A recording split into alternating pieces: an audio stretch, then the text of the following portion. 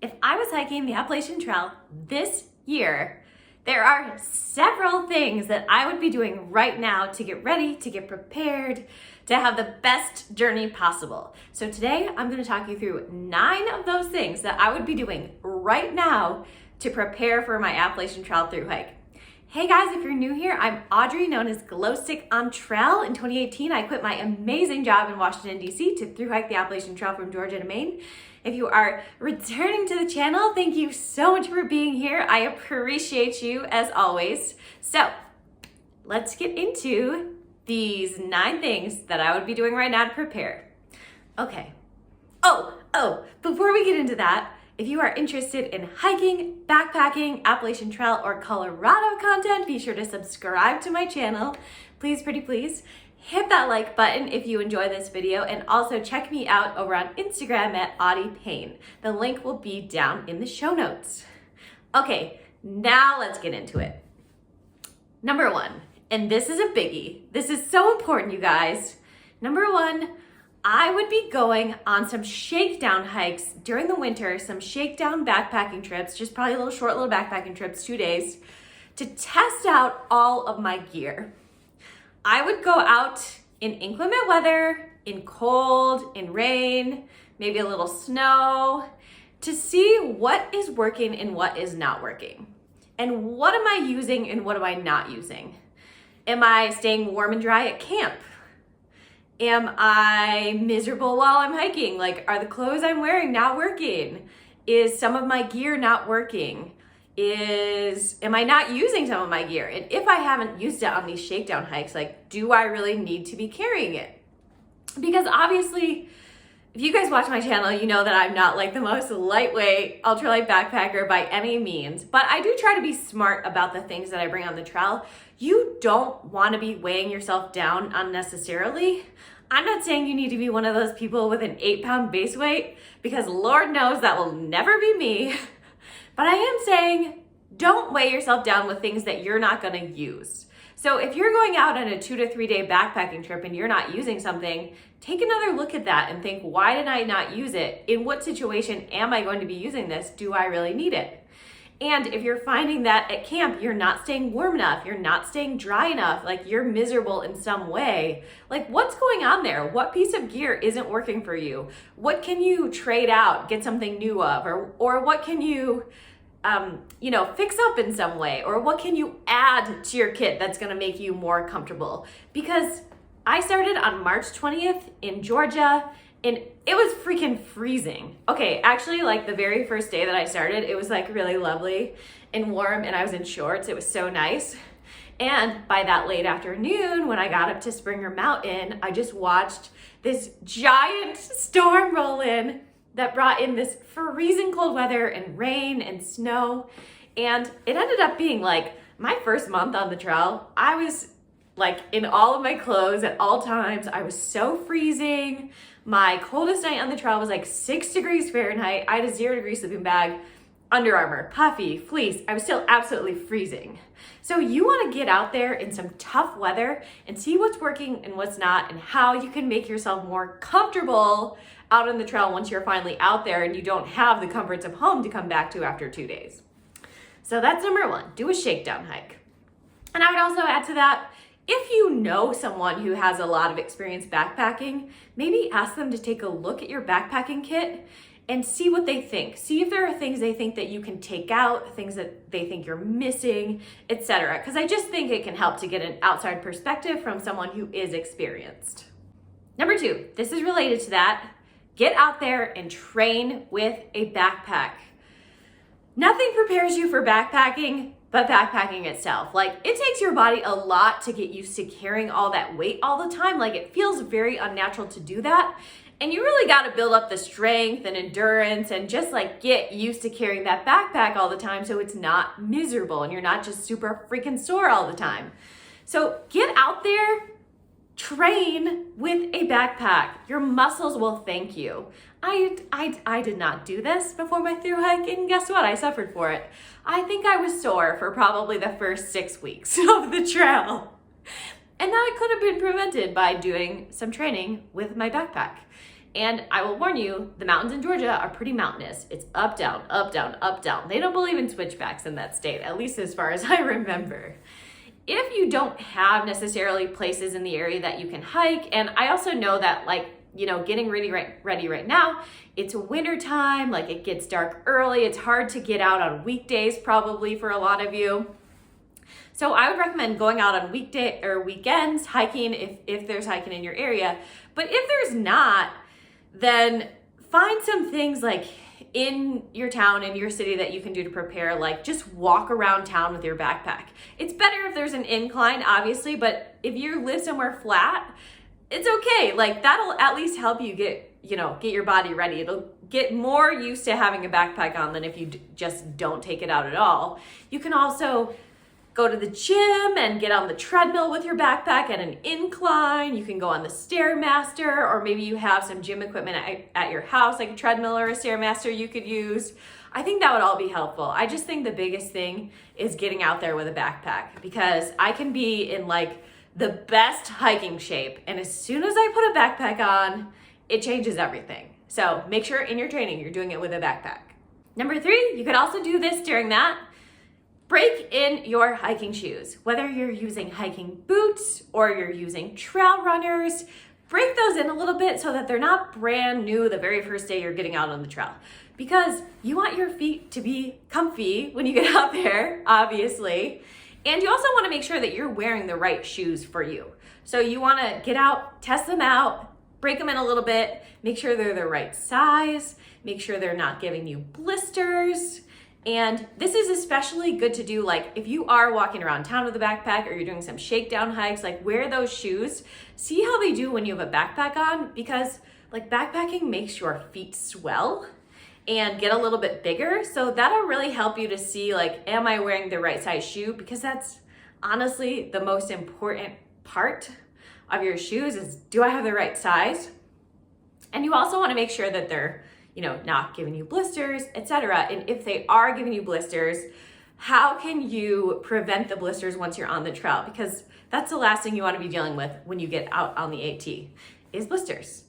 So this might mean you have to get a different pair of shoes. Maybe they don't fit right, maybe they're not working for you, but it could just mean that you need a better pair of socks. I love Darn Tough brand. I'll put the link to those in the show notes if you're not familiar, but just some good quality hiking socks, not just the everyday hiking socks that you wear. You want to get good quality ones that pull moisture away from your feet, and those will go a long way in helping to prevent blisters. And then if you're still getting blisters and you have good hiking socks, try some hiking sock liners, which are usually polyester or silk. They're just a very thin sock that go under your socks. Again, can just help prevent blisters. I generally use sock liners when I go out backpacking. You can just get them at REI or any outdoor store.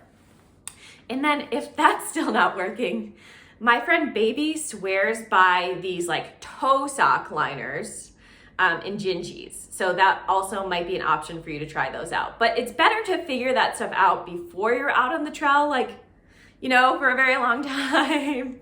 Figure it out while you're still at home and you have time to let the blisters heal and all that good stuff. So that's my take. Get your hiking shoes, socks, liners, get all that stuff in order and make sure they're working for you. Number 4, I would save up as much money as possible between now and the time that I was starting my thru hike. Obviously, since it is kind of down to the wire, it's already January, many of you are going to be starting in March and April. So hopefully you already have a bunch of cash in the bank ready to go for this. But one of the number 1 reasons that people get off the trail is that they run out of money. You don't want to be one of those people. So the ATC, the Appalachian Trail Conservancy, estimates that you're going to need about $1,000 per month for on-trail expenses. Most people complete the trail in about 5 to 7 months. That's $5,000 to $7,000 just for on-trail expenses. And you never know when some emergency is going to come up, you have to go to the doctor for something, you have to replace a piece of gear because it either doesn't work for you or it breaks, you have to head home for a little bit for a family emergency, something like that. So you want to make sure that in addition to these typical on-trail expenses, you also have money to pay for other things that come up. So I would work side gigs if you have the opportunity to work side gigs. Live frugally. Work overtime if you have that option. Don't spend money on things that you don't need to be spending money on. And just try to like stockpile as much cash as you can. That is what I would be doing. I'm a big side gigger. I have a full-time job, but I'm like always looking for new side gigs. Right now I'm doing a lot of dog sitting with Rover, which I would highly recommend if you guys are animal lovers. I make pretty good money on it and it's really fun. I love dogs. I absolutely freaking love them, and I can't have one right now in my apartment. And also I want to do future thru hikes, so I just don't think it's the right time for me to get a dog. But I just get to go like hang out with dogs and make money for it. It's great. So that could be an option for you. There's always like, you know, things like DoorDash or Uber, or like occasionally I'll find random gigs on Craigslist. Like I feel like especially if you live in a city, there are a lot of options out there for side gigs. So I would be stockpiling that cash. If you don't live in a place though where you can do many side gigs, then like I said, just live frugally, work overtime if you can. Like don't be going out to dinner if you don't have the money for it.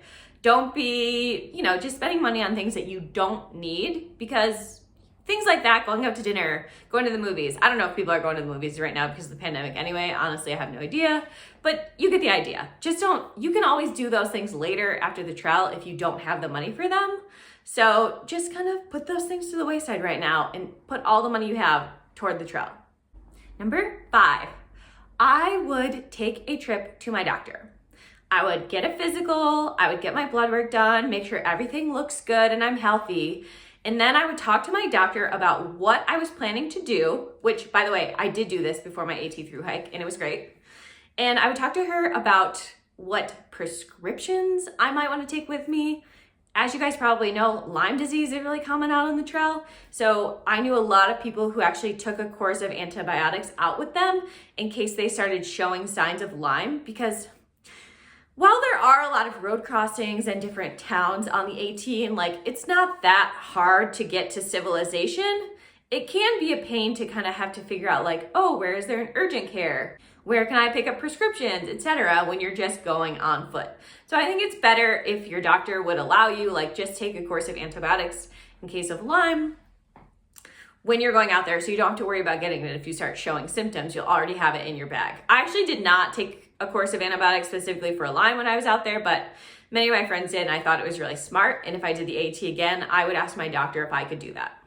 So I also, from my doctor specifically, I got a course of just like general antibiotics in case I got something like an ear infection, or like a UTI, which can be a concern for the ladies. This one is also for the ladies. Sorry guys, don't listen to this. But I also took some yeast infection medicine with me just in case. I didn't really need to use it, but at least I had it with me because those are not fun. And then I also asked her if I should be getting any vaccines. For myself, for example, I got a tetanus booster before I went out on the AT. And my doctor had also recommended I get a Hep A and B vaccine, even though I had had those a very long time ago. It had been like, I want to say like 20 years. And she told me that those vaccines weren't lasting a lifetime as they once thought that they were. So she recommended that I get that vaccine ahead of the AT as well, which I did. And then I also talked to her about my daily prescriptions and if I could get extras of those to take out on the trail, so I wasn't having to figure out how to get those prescriptions filled while I was out there. Like maybe you have a family member that can get them and send them for you, which is great. I just didn't want to have to worry about doing any of that stuff while I was out there. So I was able to work with her and my insurance company in order to get my prescriptions, like, 6 months worth of my prescriptions ahead of time. So that might be also something you want to think about. But again, that's more like personal preference. Like, do you have someone that can pick them up and send them to you? Or do you want to just take them all with you? And it was honestly kind of a hassle dealing with the insurance company, but it did work out and I was able to get those things, which just gave me a lot of peace of mind that I wouldn't have to worry about that on the trail. So yeah, I would definitely recommend going to your doctor ahead of the trail. If you, especially if you have health insurance. If you don't have health insurance, like it's, I don't know, but that's my take.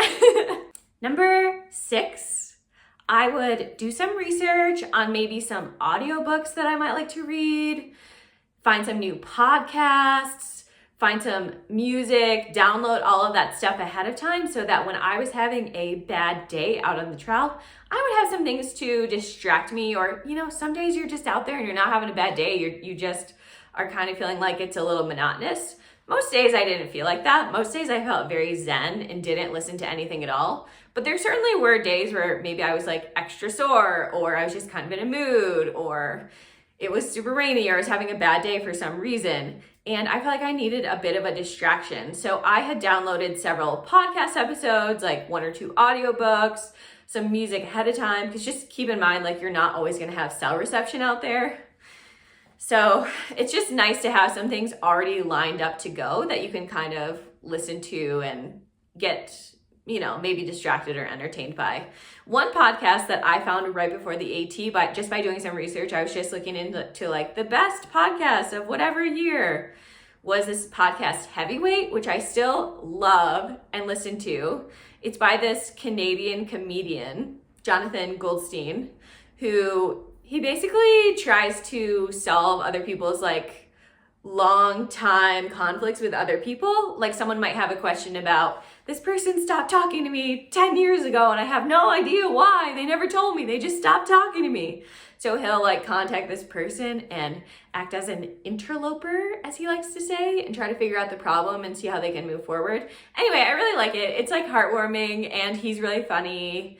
And I'm not saying you should listen to that podcast, but I'm just saying, find some stuff like that you're gonna really jive with while you're out there.